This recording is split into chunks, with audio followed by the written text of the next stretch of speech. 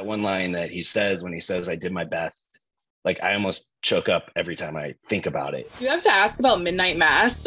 Sounds really cheesy, but really the Riley's death scene really has stayed with me. And that speech that you did, I mean, what was it like preparing for that? It was heavy and it was really memorable. Well, first of all, thank you. Preparing for it, there was, because it's a Mike Flanagan project, you have to memorize your lines because there's a lot of long monologues. Yeah.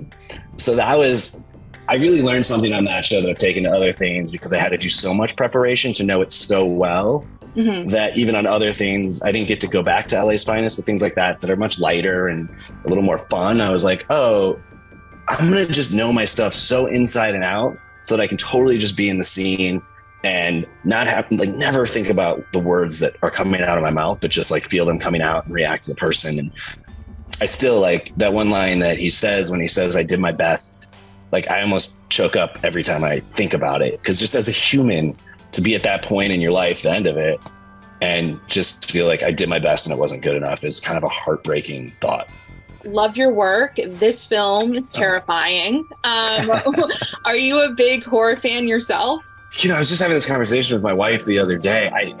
I mean, I've grown to be one. Weirdly, I've done a lot in the genre, and what that's kind of given me an appreciation for the genre is the fact that it's huge. It's everything from slasher films to psychological thrillers. It's just such a kind of a bucket category. And of course, my mom's always like, oh, is it another horror movie? Hey, thanks, Mom. And a horror movie can be a lot of different things.